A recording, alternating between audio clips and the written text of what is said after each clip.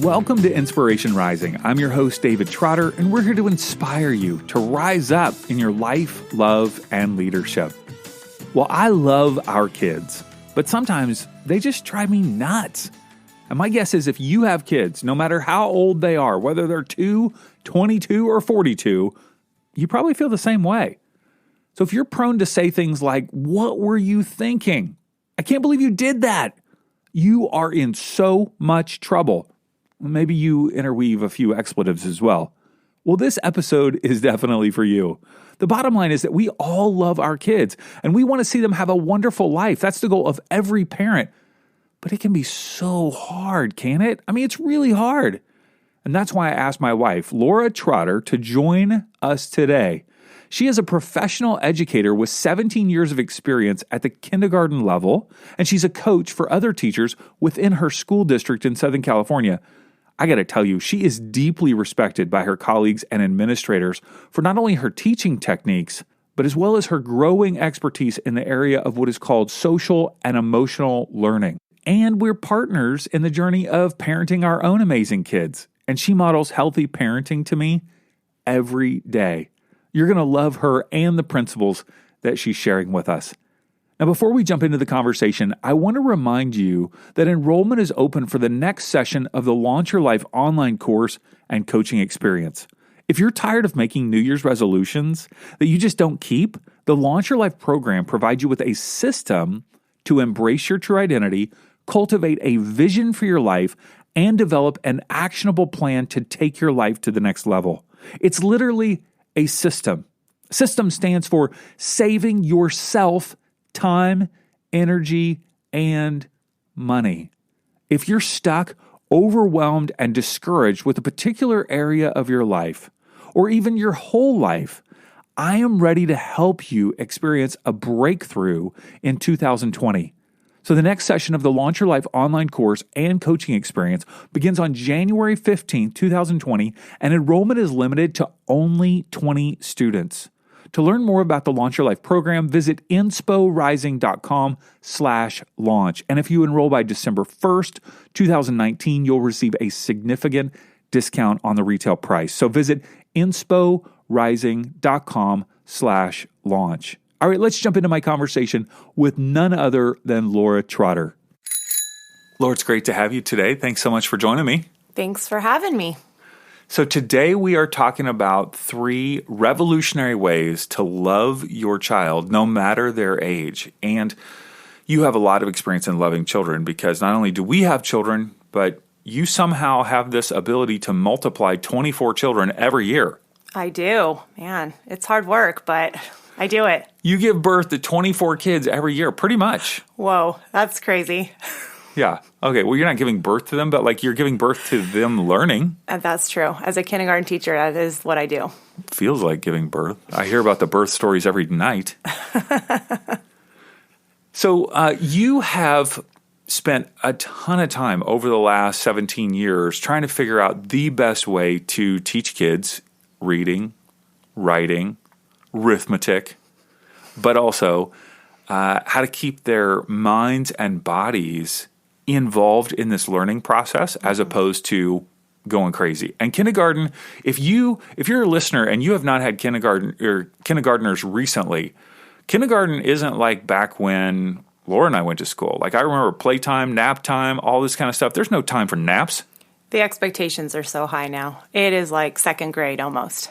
So there's a real need for kids to be reading and writing and doing math by the time they leave kindergarten. Those are the standards, and we have to follow them. Yeah. Yeah, it's huge. So we're not here to debate standards today. No, we're not. We're here to talk about how to love kids because you have a lot of experience with that, with young ones. And one of the things that you have done is so much research on how to provide, like, I guess the word would be in your industry, classroom management. Is that right?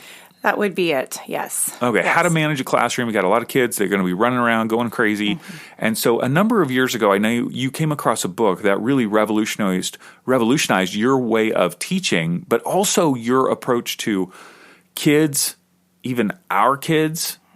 And even myself. And yourself, and me, how you interact with me, how you discipline me. Wait a second. You don't discipline me. You know, how you interact with me. There you go.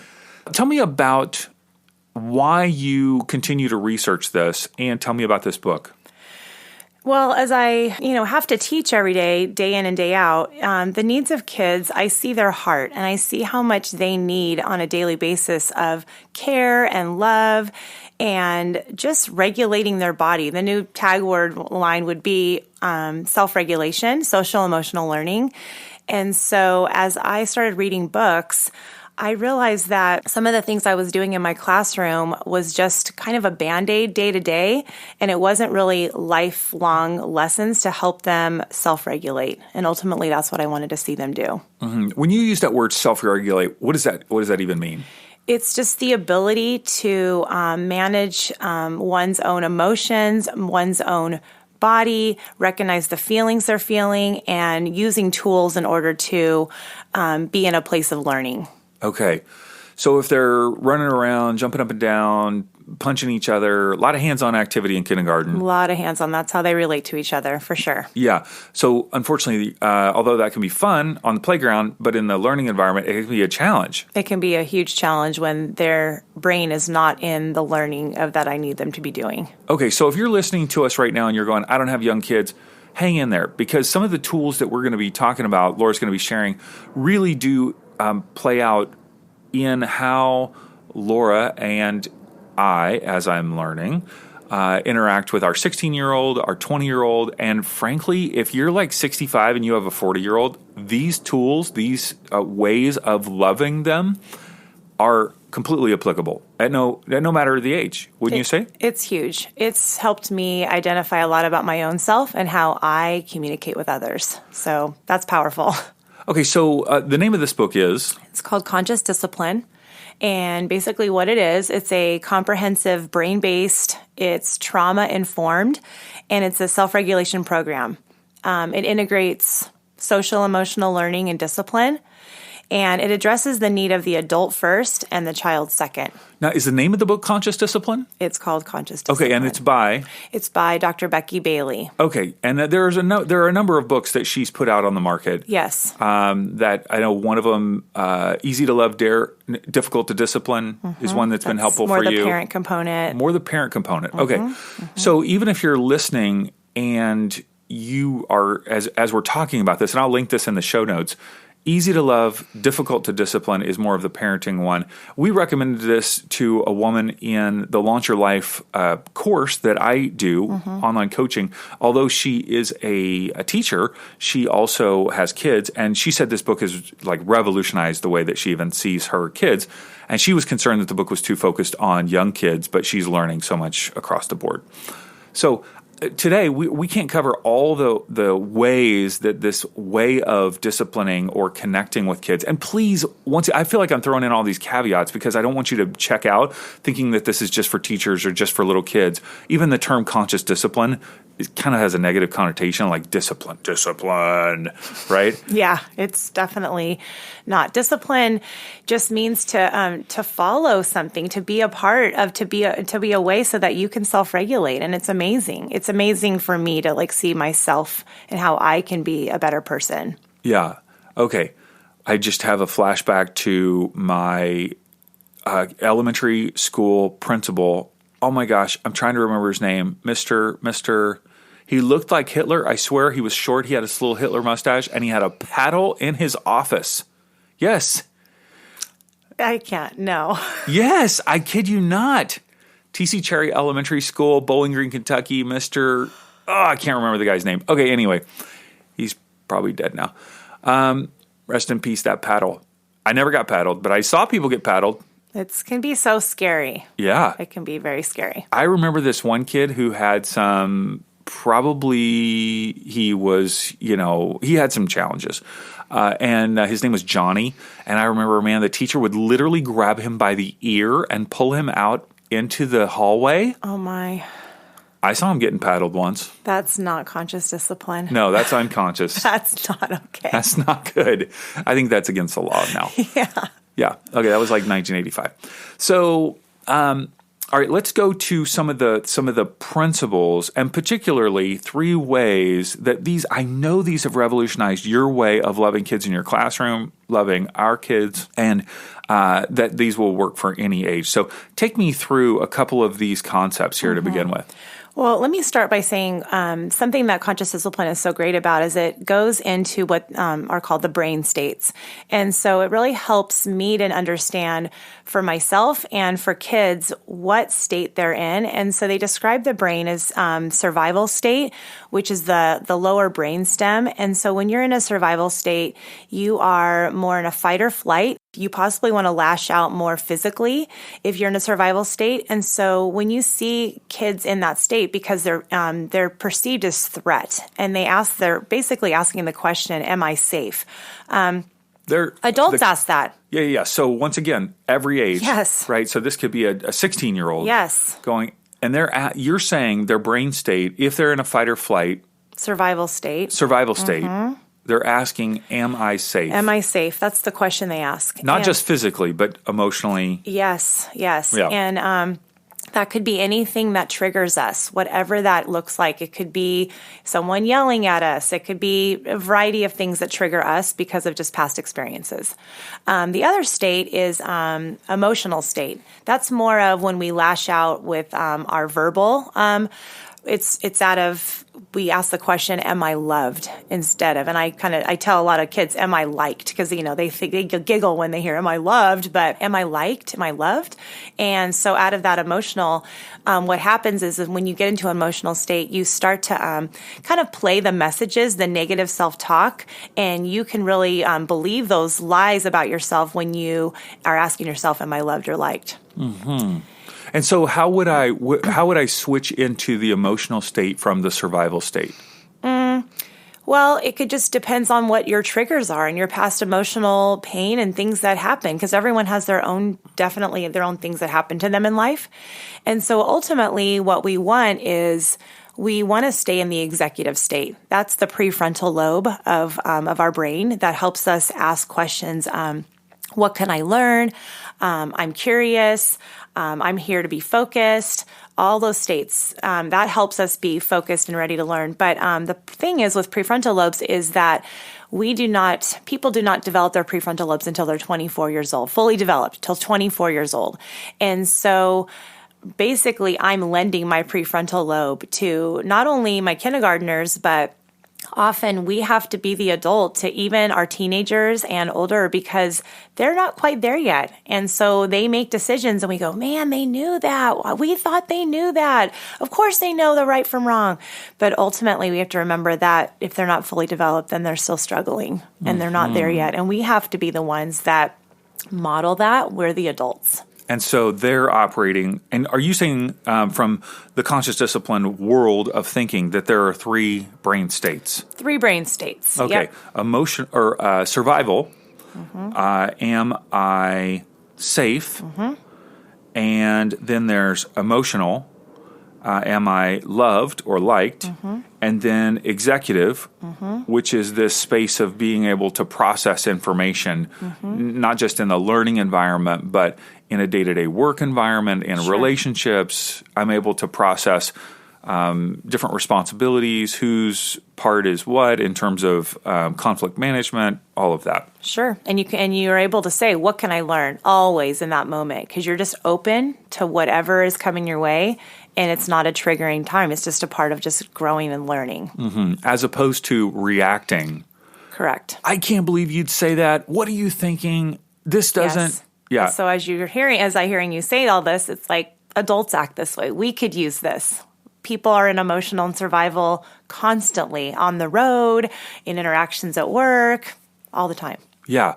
Okay. So one thing is being aware of your child, no matter their age, even if they're, from 2 to 22, their brain state.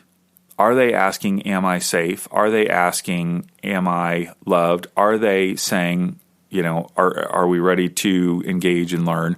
Different brain states and your own brain state, I'm assuming. Absolutely, because it really does start with us. It starts with me. If I am not in a place of consciousness of where I'm at, then I'm going to be very triggered by X behavior because it's something in me. It bothers me. And so I have to be taking the deep breaths and calming myself before I go in to handle the behavior. So my child writes on the wall. My child doesn't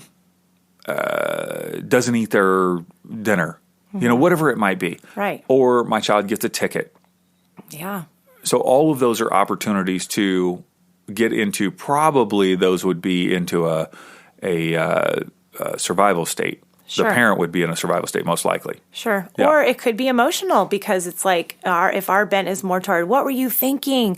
Why did you do that? Start yelling more like the verbal. Yeah. That's more of, and then that child, depending, they may want to run away or they may feel triggered to yell back at us. So it just kind of depends on like the bent of like what the child feels in that moment. Okay, so it's being aware. And so that could be interesting as you're listening to, as you're going about your day, going, what state is my brain in? Am I in a survival state, emotional state, or executive state? Am I ready to look at what I can learn in this moment? Okay. So as I'm thinking about that, and I know that your first, the first way that we're talking about being able to love our children, no matter their age, ties into those brain states. Absolutely. It's an acronym called QTIP, quit taking it personal. And basically, we have to not take it personal. The behavior is a communication. I see it as an iceberg. There's a lot of things going on underneath. We need to see the underlying reason of why it's happening and investigate more. When a child lies to us, they're trying to solve a problem that they don't know how to solve. And so for us to take it personal and be like, how could you ever lie to me? I've invested so much in you. That's going to put guilt and shame on the child, but we need to understand why they lied. It's getting to the root and the cause. So quit taking it personal has been so helpful for me when I'm getting triggered by behaviors, I just go, wow, okay, this is not about me. They're not trying to make me mad right now. They just need something else, and I need to help them. And even kindergartners in this day and age will say, you're a horrible teacher. I hate you. I'm very mad at you right now because you didn't give me what I wanted. I mean, they're very bold. Like a lot of children are very bold these days. Yeah. It could be you didn't give me the crayon I wanted. It's that simple. Yeah, I don't like you right now because I didn't get to be first in line. I mean, they'll kind of tell me things like that. And so if I feel like, okay, that could be a trigger for many people. Don't you dare disrespect me. Don't you dare get in timeout. You are going to be, you're going to be in the back of the line for the next 5 weeks. It's like out of like just wanting to hurt that child back. Right. Because as a teacher or parent, you're disrespecting me. You're not honoring the fact that I'm the one in control. I'm the one in charge.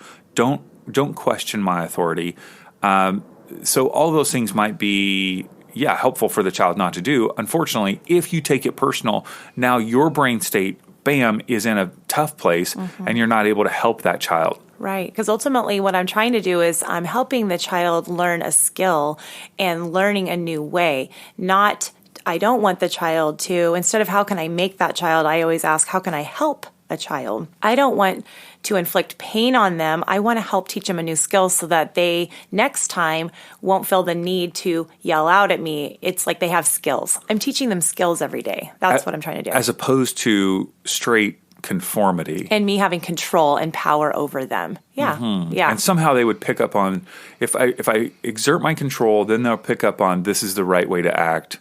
And then they'll keep acting that way once I've controlled them. Right. And that really doesn't work. It really ultimately just keeps flaring back around. And it just does not help. And it's a power struggle. And you get in the boxing ring with that kid, and it just never feels like you're connected to them. It just feels like it's very punitive all the time. So even if I've got a 17-year-old and they say, I don't like you. I mean, it's almost the exact same language as a 5-year-old. I don't like you because you are setting my curfew at midnight or 11 or whatever. Wow, yeah, that can be tough. Right now, I'm feeling frustrated. I'm going to walk away. We can talk about this when we're in a better place to talk. I mean, it's just really not quit taking it personal. Don't go in that boxing ring with them. It will never solve anything.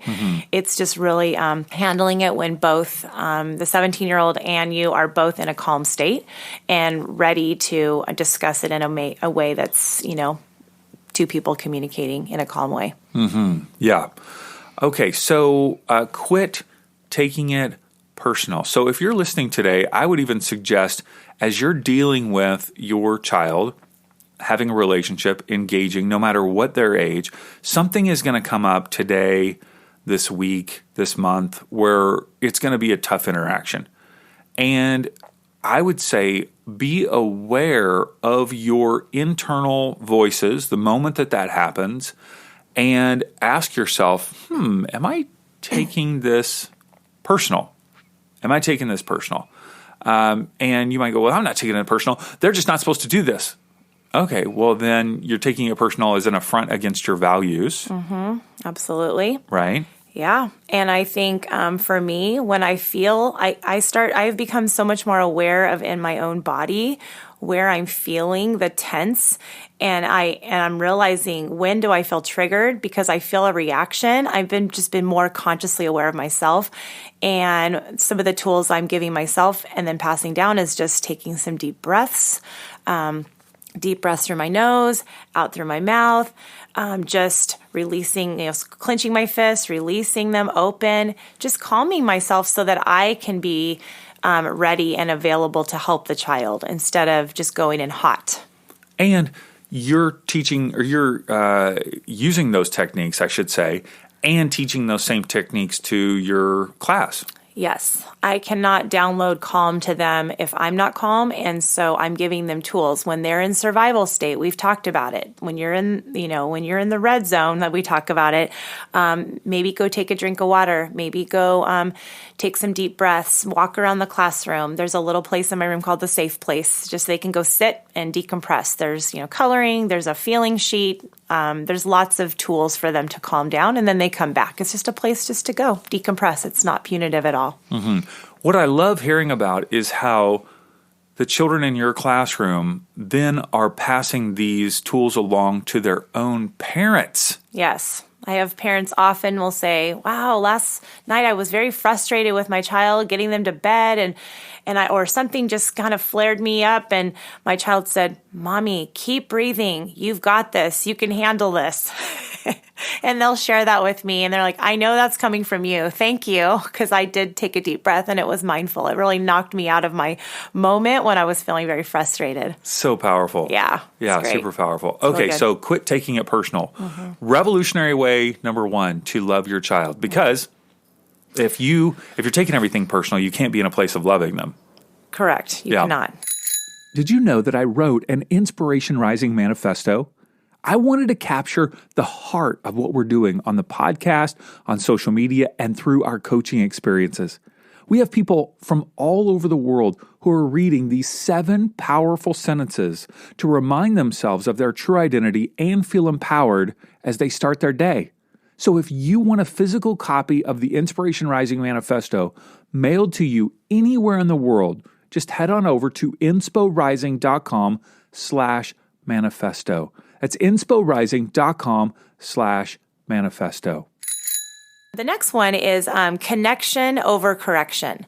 So when you are feeling very frustrated with your child, we have ebbs and flows of kids, and no matter what age, having issues with just there's hard times. And so when we feel like we're always correcting, the kids really tune us out. It just feels like that want. They don't want to hear us. And so what I tell other teachers when I'm coaching them, and even for myself, I need to step back and say, wow, have I really connected with this child, with their heart? And really, do I know them?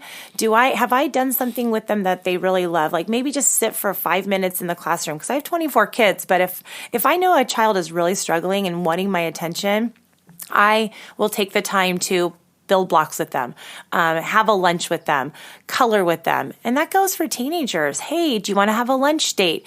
Where would you like to go? Let them pick the restaurant. Those things can go a long way, because when kids feel connected, they, the desire to be a part of just the family dynamic, the classroom dynamic goes up so much. So that's one of the things that I know you've really approached learning as a family environment. Take us through that for just a moment. So in the beginning of the year, we call, we name our class our school family. We just say, this is our school family. We set expectations. This is what's helpful to our school family. Every morning, we have a morning meeting. We do deep breathing. We do a fun connecting poem or song or dance. We set our intention for the day. We talk about how we're going to make this day a better day for other people and for ourselves. And we pass around a little pail and put in a little popsicle stick and talk about that. We tell ourselves, we've got this, we can handle it. All of those things are so helpful to set intention for the day. Kids talk about, this is my school family, and they feel connected. And so right there, I'm already building the connection over correction. And I'm really noticing the things that when others are doing helpful things, and I kind of just let some of that, I ignore a lot of the other things that they're not doing. And usually the child who's not doing what I want him to do usually starts to be a part of the group when I'm noticing the others who are doing the helpful thing. Mm-hmm. And when you say notice, and obviously this is on a 5-year-old level. Sure. So it sounds obviously super childish. But tell me, how do you notice those kids that are doing the things that you want them to do? Mm-hmm. I very much paint a picture for them instead of just saying, you're such a good girl, I'll say, or a good boy. I'll say, oh, you pushed in the chair for your friend so everyone would be safe when they walk by. That's helpful.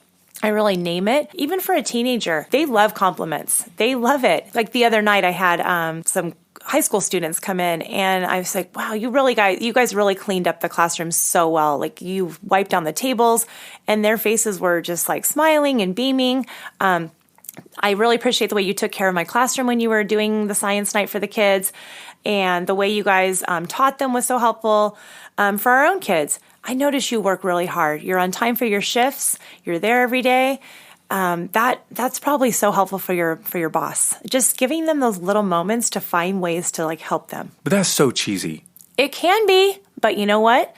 I think kids they melt no matter what age. They just go, oh, doesn't everyone like to be noticed? Doesn't everyone like to be felt like they're appreciated? Even adults, don't we? Don't we by our bosses, by our spouses? We love to be noticed. Mm-hmm. And it's the explicitness of your comments that are so powerful, because the good job feels kind of nebulous and oh, everybody says that. If I say I like that, or good job, I like it when you're so good, it feels like I'm judging them. They're basing it on my approval, not just in general what I'm noticing them doing as a person.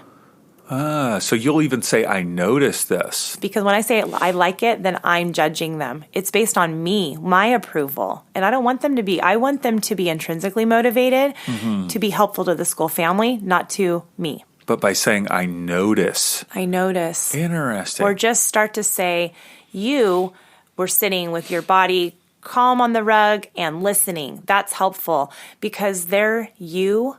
My you, when I name their you, it becomes their I voice later. If I say you are being helpful by pushing the chairs in, they're saying, they internalize and say, I'm being helpful when I push chairs in So it helps their internal voice as well. Interesting. Okay, so connection, we got off a little bit off that track, but connection over correction. So it's hard to bring feedback to someone if you don't have connection with them. Otherwise, then it can feel distant. It can feel punitive. Yeah, I see that. Yeah, it's a difference between, even in our workplaces, if you have a boss who has a genuine care, and when we say connection, it's the feeling that child feels cared for.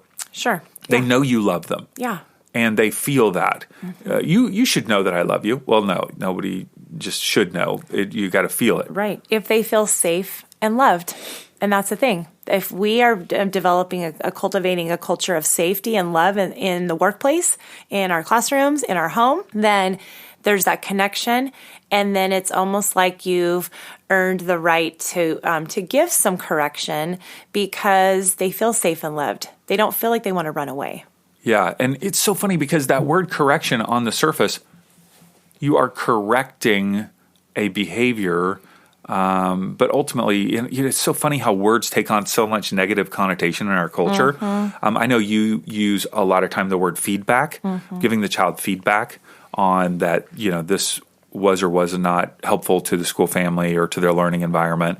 Yeah. So even giving, a child feedback, no matter the age, is super powerful. Sure. Okay, so quit taking it personal. Connection over correction. I think it's so interesting. I keep thinking about all these conversations that we have where you work with teachers and they're like, I don't understand why this kid won't respond to my words, to my correction. And your first question is, have you connected with them? Have you connected? Do you know? Write them a little note. And tell them to write you back. It can be just an amazing way because we're not making kids behave. Kids have their own will. We know this. So if we push our thumb down on them, they will fight back, and that's not going to be helpful. Okay, so connection over correction. What's the third way that is a revolutionary way for us to love our kids? That would be consequences, not punishments and rewards. Punishments and rewards can be so challenging because we give kids a lot idle threats. If you don't do this, you're not going to have this. I'll give you ice cream if you do this. Instead of laying out the expectations of what we want kids to do, we often give idle threats. Then we're nice, and then we punish kids. Our punishments can be ultimately what we want to ask is, what are we trying to help the kid learn? And so with the punishments, it feels like sometimes we punish out of anger and we're triggered in the moment. And so we end up giving kids things that are not related to what happened. And so they don't really ultimately learn what they're supposed to learn from it. There's no skill development. It's literally punishment. Right. You did X. I'm going to make you, some kids, stand in the corner. Go to a timeout. I'm going to take away your car. You can't go have a sleepover. Like it could be just random things. Right. And really it's, this is so bad, but I remember as a young parent, us talking about, okay, what's going to get through to them? What's going to hurt them? Yes. What's going to be the most painful thing that's going to, cause them to, for us to get their attention. Right. And what happens, though, is when we're like, what's going to be so painful? If a child is very strong-willed, they'll let you know that nothing hurts them. And so then that causes us to be more triggered because we're like, oh, yeah, well, I'll give you even more. And so or now I'm just going to spank you. Right. And that ultimately is not skill development. That is not what a child really needs in that moment. The rewards. If you do this, I'll give you this. Ultimately, what they're valuing is the reward, not the expectation that you're wanting them to do. They value whatever you're giving them, and that's very short-lived. It's not long-term value of how we act and what we do in life. I know in previous years, you've even heard parents tell their kids, if you have a good, 2 days of behavior in class, I'm going to take you to Disneyland or Knott's Berry Farm or whatever. Yes. Ultimately, what happens is, kids ebb and flow all day in and out of behavior. And so it's all based on my judgment, on my subjective, do I think they behaved in a way that was helpful? And kids fall off the bandwagon daily, minute. it could be all the time. What is a good day? And then a lot of times I'll say, if I said, well, they really struggled today, well, and they said, and I tell them that, and they go, well, that's okay. We're still going to Disneyland. Because they ultimately, they're not willing to put that down. They wanted to go as a family, and they put that up there so high. And then the kid realizes, I can do whatever I want, and I'm still going to Disneyland. I'm still going to go see the movie. So then the punishment and reward doesn't even, like, they're not even following through on it. Doesn't even matter. It doesn't matter. Right. Yeah, I'm going to get my way no matter what. Sure. Yeah, And if I that's keep where, pushing. Yes. Okay. Yes. So tell us then, and by the way, if you are a teacher or you obviously have kids in elementary school, middle school, the whole idea of a prize box or even like charts on the wall, all of that, that's part of this reward and punishment system, is it not? It is. It was a process for me of not just cold turkey taking it all away, because if you feel like that's how you've always done it, then what else do you have? That's the thing. And so that's why for me, I just kept diving deeper into watching videos and studying books, because I wanted to get rid of all of that. I just didn't do it right away. And that's the thing, is like, even as parents, it's like, what do I do if I don't offer rewards? Like, what do I have then? I have nothing else left. I'm giving it all up. There's no way, you feel like you don't have a way to motivate your child. Right. For me, I tell parents a lot, hey, how about making some visuals at home and connecting, like having your child give them responsibility and practice what it looks like. Go over, make a chart, and it has like all the visuals of what chores you want them to do. The child take pictures of them doing it, and then name it when they did it. And then say, doesn't have to be a physical reward. It can be like, we actually can read 3 books together, or we can, let's go to dinner earlier when you finish. It can just be more of like a connection time as opposed to like having to like the all encompassing huge reward. And then it's just like, oh, nope, you didn't meet my standards of what you did. So, So instead of punishment and reward, you're really working toward now this concept of consequences. So some of these consequences are natural consequences, like things just happen. Sure. Right? You've even said, like, man, if you don't wear your coat, you're going to be cold. Yeah. Like, that's a natural consequence. Right. Yet at the same time, you can set up scenarios where you're providing a consequence as feedback to the behavior. Yes. Why, like, break that down more, like why consequences are so important to skill development for a child. Well, here's the thing. So I tell families and I tell them that the consequence kind of is that last piece, because if your child is not connected, if there's just a lot of things going on in the home that don't feel fluid and expectations are not clear, it just feels discombobulated. But when you feel like your child's connected and you feel like they have learned the skill and they just chose not to do it, ultimately, that is like the last one. Okay, there is a logical consequence that can be put in place. But here's the thing. If you are putting in a consequence for, like laying down a consequence for a child, it needs to be related to what happened. It needs to be respectful to the child, and it needs to be reasonable. Those are huge, because for me, that really has helped me to stop. And sometimes I say, I'm going to think about what's going to happen. I don't maybe lay it down right away, because I want to be intentional to help what is going to help this child learn from this mistake. So you're saying the consequence is like way down the road. Like, first of all, I'm going, okay, this is not personal. This is, and I'm getting connected to the child, and I'm helping them learn skill development. Yes. As opposed to, you did the wrong thing, now you get a punishment. I'm learning, I'm teaching, giving feedback. And then at some point, I know you've got the skill, but now there's consequence. Yes. Okay, interesting. Go through those 3 R's again. Say them again. They're related to the offense that happened. Okay. It's respectful to the child and to just, it's not overbearing, and it's reasonable. It's reasonable. Okay. So, like having kids stand out you've seen those news things where kids are standing out with a poster on the side of the road because they like cut class, or, they did things multiple times. I don't think that's really respectful. No, I don't think that's respectful. Yeah, because it's a punishment. It's a punishment, and it's to inflict pain. Like, this is going to hurt. This is going to embarrass you. Yeah. And it's a last ditch effort to try to get their attention. Sure, I understand the parent is. I get it. They're feels exasperated, completely overwhelmed. Yeah. But that's an example of that's not really respectful.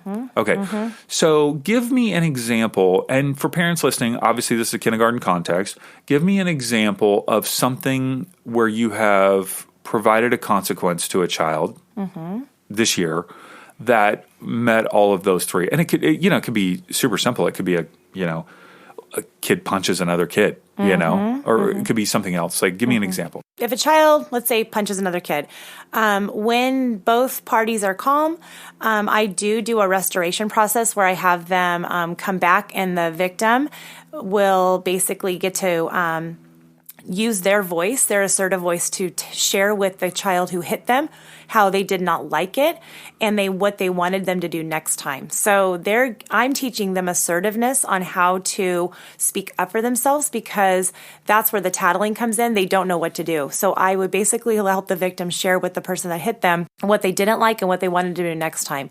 Then I go deal with the child who did hit. I will either... And they're both standing there. They're both standing there. Yeah. But then I let the victim, so to speak, go away because I've taken care of them and empowered them. Now I deal with the person who hit. So today you're going to be helpful. Maybe you're going to take a clipboard out on the playground and you are going to draw a picture or write a sentence of 3 ways you saw people playing helpfully. So they're outside, they're in fresh air, but they have to go around and and then you and I will talk about it after what you noticed and how that was helpful. Another example would be that child has to do 2 helpful acts of kindness for the child that they hurt. They have to go out of their way. Maybe they carry their lunch for them to the lunch tables. It's just like helping train their brain for a new way instead of like hitting. Sometimes it takes a little bit of our brain work to think about how it can be more helpful to teach them the skill and develop empathy. Yeah, and it's not an immediate reaction. Right. Right. You got to kind of, as an adult, think about, okay, what would be, you said the 3 R's: relatable. Relatable, respectful, and reasonable. Relatable, we're picking up on that. Oh, okay, all right. If it's a physical, and obviously you guys, 5th graders punch each other all the time. I'm not 5th graders, 1st grader, kindergartners. Kindergartners do. They do it because they're just so hands-on. So it's different than if a high schooler punches somebody else. But relatable, it's all about connectedness or helpfulness, right? As opposed to taking away their car. Yes. That's not related. Not really. No. That's not going to help them with skill development. Us as parents. We're like, now I got to drive them around. Now I have to drive them around. Like, if you felt like that was related, great. But if it's not, then we're punishing ourselves, and then we're angry at the child because we're angry at them because you made me do this. Yeah. This like, and respectful. Like, to be disrespectful to a child in the consequence process would be something that's, or even verbally demeaning. I think that's the way. It's like it's overly like shaming. It's the way we talk to them. It's the way we lay down the consequence to them. It doesn't have to be demeaning. It's just like, this is what it is. Mm-hmm. You know what? I know you got this. It doesn't have to be like, a 5-hour lecture about why you don't do it. Yeah. And then the last one was reasonable. And so that, obviously all of this is subjective as parents and leaders. But something that's unreasonable could be, you're going to find 100 ways to be helpful to this child. Right. The child, they're just stuck. They're paralyzed. Right. You're going to lose recess for the next 5 weeks. You're not playing anymore because apparently you don't know how to play. Yeah, obviously, completely unreasonable. And ultimately, that does not provide skill development. Absolutely not. They're sitting in the office just wishing they could play, and they're antsy, and then they come into class, and then they do more crazy things because they haven't had a chance to run around and play. So you have to kind of go, okay, what's going to be helpful? But as I'm saying this, I'm thinking that's why consequences are truly the last thing, because there's so much other groundwork to lay prior to laying down and being ready to like lay down a consequence for a child, because there's so much heart work that we can do as parents and teachers to like help kids feel connected and loved, so that the consequences truly are like the last thing. Mm-hmm. I love the thing that the woman that you introduced us to in our Launch Your Life program, she said to me the other day, she goes, yeah, my kids were freaked out when they were getting angry about something, and I didn't respond out of anger. Like I was, stated in an executive state, and they were like, they didn't know what to do because I wasn't amping up like I normally did. Mm-hmm. So funny. Yeah. Yeah, I feel like I am becoming more of a just a calm, centered person. Maybe not all the time, but I'm aware when I am amping up. And for my own self, that's a better way to live. That's a healthier way to live in a conscious state as opposed to unconscious and always blurting things out and saying things that are hurtful. I'm in a better place. And so therefore, I'm able to pass that along to my students and to my own kids and the things I say to anybody. I'm aware of what I'm doing. And that's helpful in life. Okay, so this way of thinking about relating to kids, obviously this has a big impact on teaching. That's where the concept originally originated. That's pretty fancy there. It's called Conscious Discipline, Dr. Yes. Becky Bailey, and we will link multiple. We'll link her website as well as the other book, which is Easy to Love, Difficult to Discipline, which is an excellent resource as well. And you have a Instagram account that you have a lot of teachers that are starting to follow where you talk about some of these things. Do you want to talk about that for a minute? I do, yeah. I created it over the summer, and it's For the Love of K. And it's all together. I have it's on a Facebook page as well.